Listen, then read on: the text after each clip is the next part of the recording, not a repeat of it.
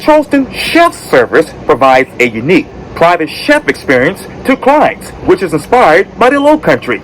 I talk one-on-one with the owner and the head chef of the Charleston Chef Service, Jake White, for this edition of Quintin's Close-Ups. And if you haven't already, subscribe to my YouTube channel and like Quintin's Close-Ups on Facebook.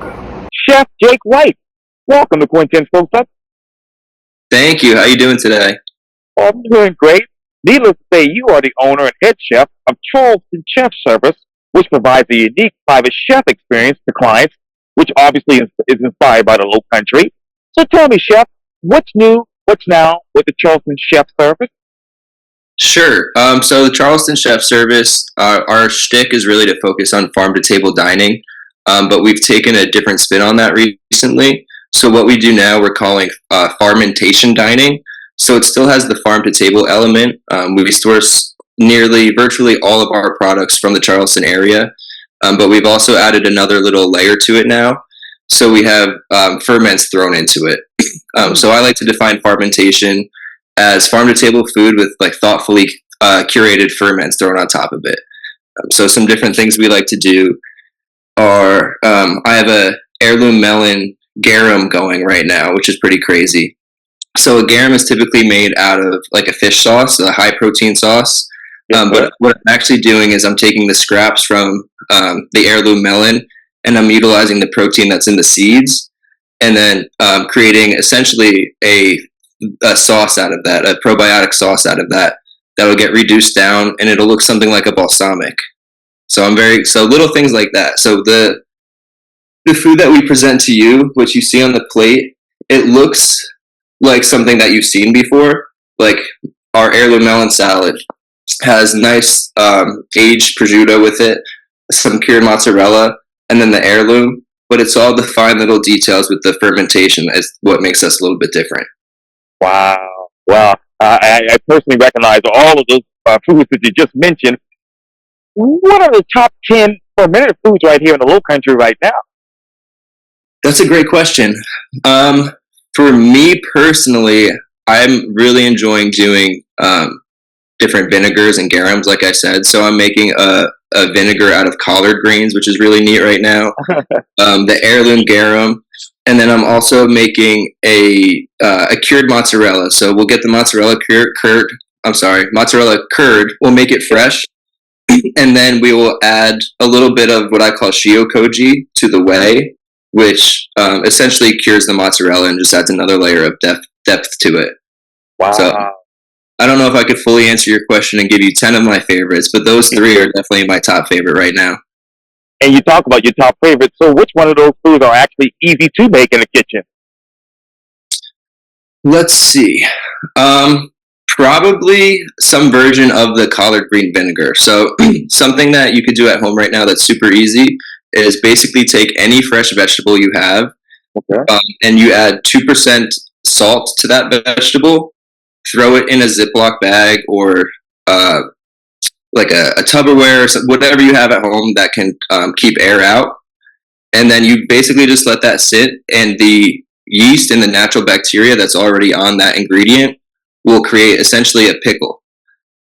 So a few days later or a few weeks later, you could come back to that ingredient that's been sitting with the salt, and it will have fermented itself. So when you eat that, it's essentially a kimchi or like a sauerkraut.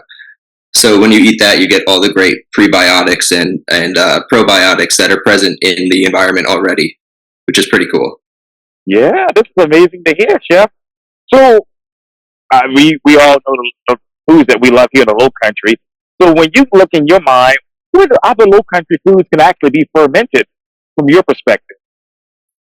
Just about anything you could think of.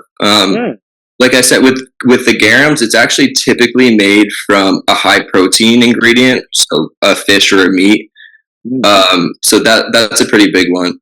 And then with vegetables, the quickest path for entry is, like I said, those lactoferments. So just taking any ingredient and adding a little bit of salt to it, and then just letting it do what it does naturally. So while it does seem intimidating on the surface, it's actually it's pretty achievable. Which one of these fermented foods have actually surprised you the most? Probably, I keep going back to the word garum, but probably the heirloom melon garum, only because, again, traditionally it's like a high protein fish sauce, so very salty, lots of like those rich umami flavors. Yep. But because we're using a fruit this time, it has a more sweet component to it. And then when we reduce that down, the consistency is very much like a balsamic reduction or a balsamic glaze. So to finish an heirloom melon salad with the heirloom melon garum on top is just an absolute, like, just mind-melding flavor blast. Wow. And I know, Chef, you obviously do private dining, but when you talk about those vinaigrette sauces and other stuff that you just mentioned, do you foresee ultimately creating some sort of, sauces based off of those and selling them? Like creating a product out of it? Yes, sir. Yeah, so I actually launched a pop-up series recently called the Farmentation Series, and I'm hoping that from doing pop-ups all over the greater Charleston area, that I'll eventually kind of learn, this seems to be a really popular ferment for a lot of people, so maybe we can make a product out of that. So we're not quite there yet, but we're still in the point where we're trying a little bit of everything and just seeing what people enjoy. Absolutely. So when you go up to these pop-ups, where exactly are you going here in the Lowcountry? So we have two pretty big ones on the books right now that I'm excited for. The first one is in the kind of Goose Creek area, so a little bit outside of Charleston, but you'll get a very nice kind of subdued kind of country experience. So it's very laid back, very casual. And it's a lot of one-on-one time with me and the client. So I'm excited for that one because I get to do a lot of the conversing like we're doing here. So I get to explain all the different ferments and the different ingredients that we get to use. Yeah, that's really amazing. Since this fermentation series has begun, Chef, how many more clients have you gotten because of it? Business has taken off. I'm pretty proud to say. This summer has been super busy for us. We announced the fermentation series probably January, February, like the beginning of the year, and we've gradually seen it growing ever since. So another one of the pop-ups I forgot to mention is with a chef named Jenny Castleman. She was on Next Level Chef on Fox, and that pop-up will be in the Charlotte area because that's where she's from. So we're gonna go to the farm early, grab whatever they have fresh available for us, and then use those ingredients as the ferments or the natural elements for the dinner. What other natural elements are you using for your typical dinner when it comes to this fermentation series? Sure. So some of my favorite products come from just local mom and pop vendors that we use. So one of my favorite right now is the snapper from Abundant Seafood, or really anything from Abundant Seafood. I got to give them a shout out. They go out about twice a week, and what they bring back is what they have. But that's the way it should be. It's fresh, it's natural, and when you go to pick it up, you're literally buying it from the dock that he just brought it in from. So you're getting the highest quality seafood you could possibly get in the Lowcountry. Oh yeah, that's what I'm excited about. Oh, absolutely. Mark and his wife, yeah. I'm sorry, I didn't mean to cut you off there. Oh no, you're fine. You're fine. Yeah, and Mark and his wife are just amazing people, as well. So maybe one day I'll get them on Quintin close-ups. They are phenomenal. I know his wife does a lot of work for like conservatory purposes too with the seafood in this area. So they're great people to know and team up with, and they do commercial and retail sales. So if you're in the Mount Pleasant area, definitely go check them out. Absolutely. And from a conservatory standpoint, Chef, how do you hope to use fermentation with that? I'm sorry, from a consumer what? Yeah, from a conservatory standpoint, how do you hope to use that from a fermentation standpoint? Right. So just utilizing those local ingredients means that we're supporting local agriculture, and the farmers that we're working with are all giving back to the land. So that's really how we're doing it more than anything. We're really trying to avoid going the commercial route with big suppliers, because just naturally, when you have big operations, they're not necessarily evil, but they just have to keep up with the demand. So they're going to do whatever that takes, even if it means reducing the quality.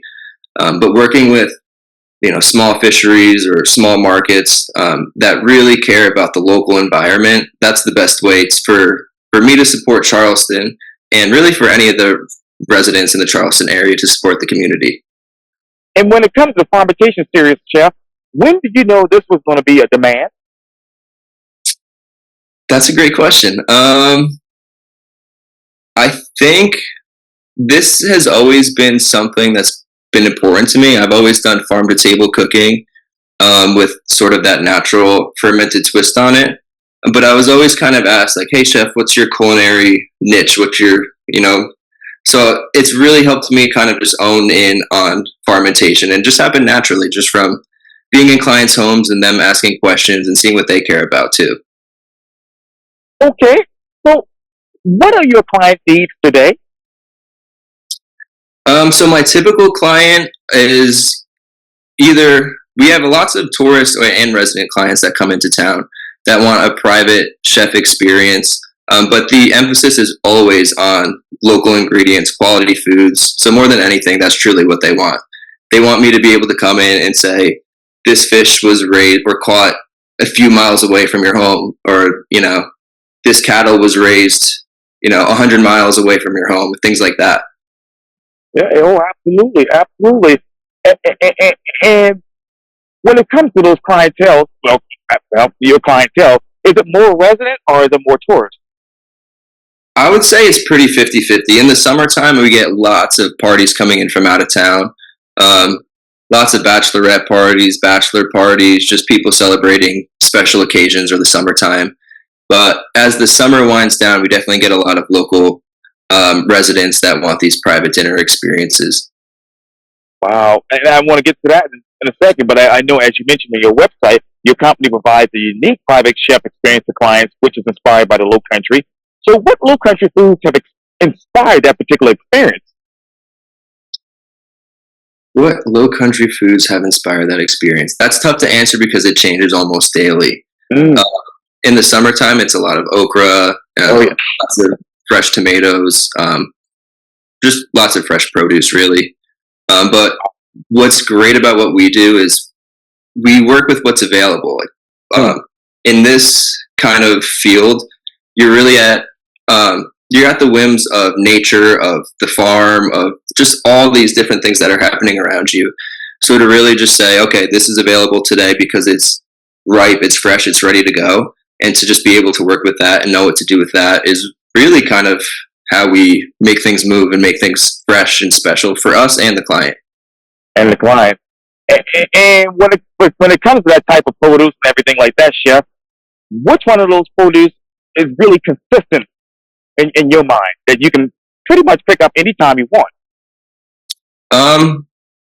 Again, because we're in the Lowcountry, I think okra is a really big one. It loves the heat. It's super easy to grow in these really humid, hot environments.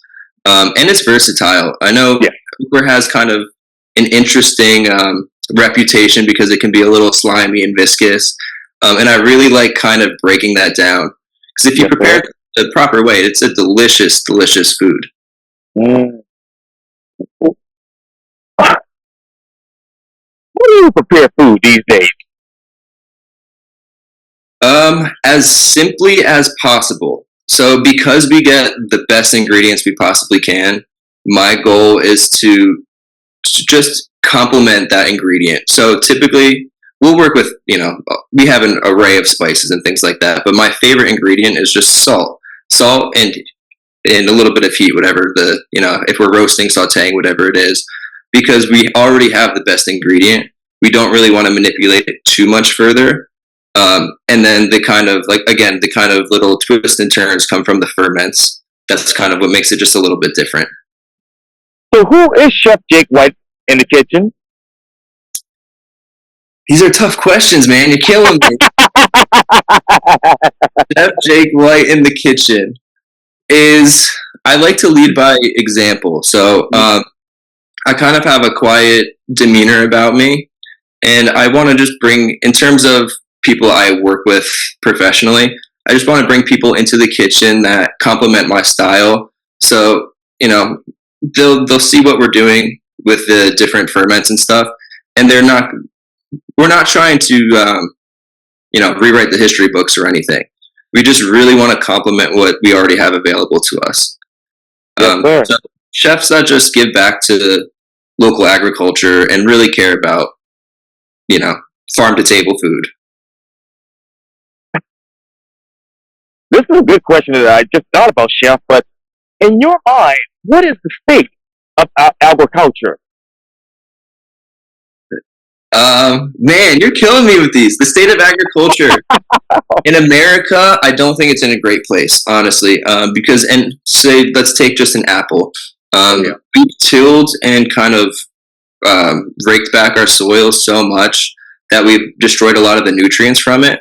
So an apple from like the 1970s or 80s, I believe, had about 3 to 4 times more nutrients than that same apple does today. Mm. Which can be disheartening when you hear it. When you hear that at first. Even when you want to do the right things and eat healthy and this and that, you're not getting the nutrients you would have gotten 10, 20, 30 years ago. So again, this all circles back to just local agriculture, supporting local community, local agriculture, doing things quote unquote the right way or the slow way. I think is really the best way to go about it. And when you look at, obviously at agriculture 5, 10 years, 10 years from now, what do you foresee, good or bad? Probably a little bit of both, to be honest. I think the commercial kind of the big man is always going to win, but there's also so much just awareness around local agriculture, supporting local, doing what's right for your body. So I think we'll see both of those things grow. But I feel pretty optimistic that, especially in my community, we're just going to keep working together to educate each other on best practices and continue to grow together. Trending wise, what are you and your team looking at when it comes to food and agriculture and farm to table?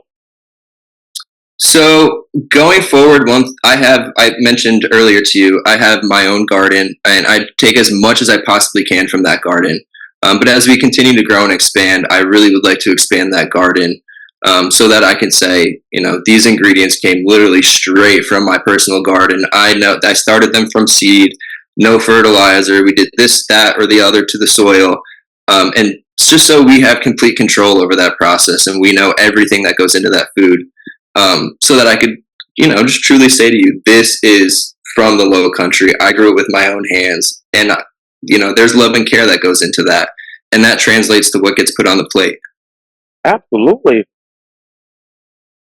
What are you in the mood for these days when it comes to food? What am I in the mood for? Oh, that's such a good question. When I'm not cooking for myself, it's just like a guilty pleasure, but I just want a greasy cheeseburger sometimes. I don't know if I'm ratting myself out with that one, but you got to balance the good with the bad a little bit, Yes, sir. Absolutely. Well, let me ask you this, then. Which one of those foods that you actually cook, Chef, really describes you as a person? I don't know if I could take a particular food or dish. I think it's just really we take a holistic approach to cooking. And I really think it's the entire approach from beginning to end that really kind of describes who I am as a person and what our company stands for. Just truly the care and the fact that we're growing these foods in our own backyard. I think, that's really what I stand for. And just giving that education to people and saying, this is something that you can do yourself and it's attainable and it doesn't have to be super intimidating. And if we all do this together, I could give you my peppers and you could give me your tomatoes or whatever it is, and we could have a really great, thriving community that way. Yes, indeed. Absolutely. What do you want to grow next in your garden? So this is way off in the distance, but I would really like to grow wasabi at some point. It's a very, very difficult root to grow in these very specific conditions. So hopefully at one point I could find like a cold water stream to grow it in.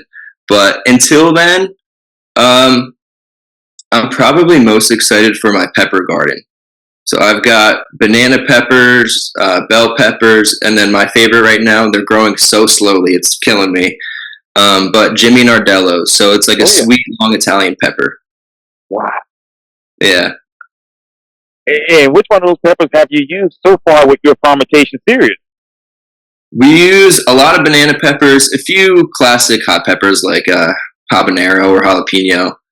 Um, that's kind of what we're sticking to for right now. But another element of that I'd like to bring up is just when you're growing it yourself too, you have an awareness of you got to grow, you have to grow next year's crop. So seed saving becomes a big thing, and just growing each year on top of what we were able to do the year before. Wow. And what else do you want to grow at that garden? Anything and everything, even all the way down to edible flowers. So Yeah. another component of my current garden, I'm growing lots of edible flowers. So chamomile is a big one for me. Pansies are also a big one for me because they're really pretty, but they also add a floral element to the dish. So there's a visual component and a taste component also. What else are you tasting when it comes to food? Um, for me, I mean, I don't know if this answers your question 100%, but I look for just a balance in a dish, and it mostly comes from salt. So that's what I look for first. But the big kind of metrics are salt, fat, acid, and heat, and how they all balance each other out. Mm, wow, that's truly amazing. Well, then, chef, let me ask you this: how do you pick food out without limiting yourself as a chef?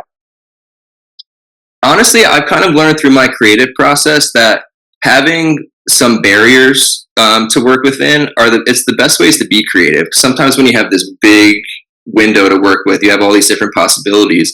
It's almost like you don't know quite where to start, or there's just so many different possibilities you could run with things that it just becomes overwhelming.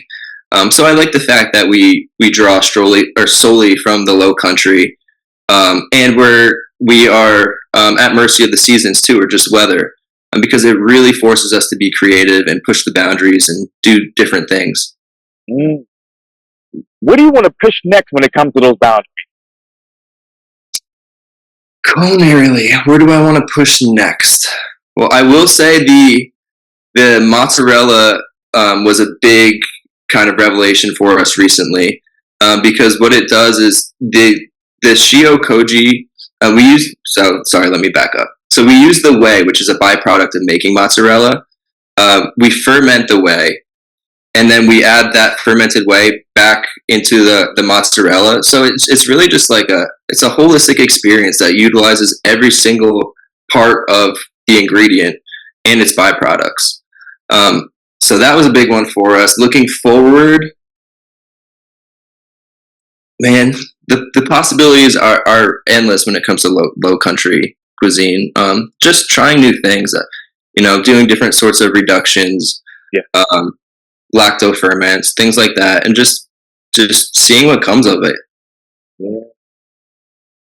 When it comes to low country cuisine, I mean, I'm thinking back to the time that I started out at Charleston Sports Pub and Grill as a prep cook and a dishwasher, and how the cuisine was then in 1989 versus now. What is the biggest difference from your vantage point? I think we just have a greater knowledge of the science behind why things do what they do in the kitchen.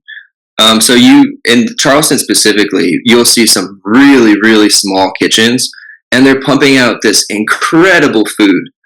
So really just like the technology advancements in appliances, but also like the science, we know why certain ingredients act certain ways, when exposed to heat or salt or whatever it is. And it just gives us more room to be creative when you understand the whys. And what are the whys behind farm to table? I honestly just think it's the right thing to do because, as the world grows and expands, we try to take shortcuts with all these different commercial methods. I think that's a big reason why people have gluten intolerances. Is just because bread is mass produced and it's meant to, it happens in the matter of hours, and it's supposed to happen over several days, where the yeast and the bacteria that are present in that dough break down some of the gluten and some of the things that are present and make it easier to digest. So really just coming back to our roots a little bit. And what commercial methods do you hope to use when it comes to the farm to table initiative next? What commercial methods? Honestly, in terms of the actual food itself, I tend to avoid. Well, I'll backtrack on that. That's not true. And methods like using a sous vide is a big one. So that's kind of a big commercial appliance that's now available to home cooks. Also, you can go to Target, I'm pretty sure, and buy a sous vide machine for maybe $200. So those kinds of commercial technologies, and that one was developed in a science lab for healthcare purposes, I believe, that we just were the beneficiaries of later on. But that kind of technology that helps kind of bring people closer to the food that they're cooking and make it a little bit more accessible, I can get behind that sort of commercial technology. Oh, that's really, really amazing. And if somebody wants to reach out to you for private dining and that experience, how could they go about that? Sure. We have a website. It's chschefservice.com, chschefservice.com, or you could reach us at our email at backtrack again, chschefservice.com or charlestonchefservice@gmail.com. My phone number is also 443-825-2892. All great ways to reach out to me. Oh, that's really amazing. Well, Chef Jake White with the Charleston Chef Service, thank you so much for your time. And again, welcome to Quintin's Close-Up. Of course. Thank you so much for having me. Before we go, do you mind if I give a couple shout outs to some of my favorite restaurants? Sure. All right. So if you haven't been to these restaurants, you have to try them out. Southbound is a really, really great one because they do lots of live fire cooking. So again, it just has that holistic element to it. And then Jackrabbit Philly is another one of my favorites for just fusion cuisine. So anyone listening to this, if you haven't been to those two spots, check them out. Those are my favorites. Oh yeah, very amazing restaurants here in Charleston. Yes, sir. There's so many good ones. I didn't even scratch the surface, but those are start somewhere. Start there. There you go. There you go. Well, thank you so much. Of course. Thank you for your time. I appreciate it. You're welcome.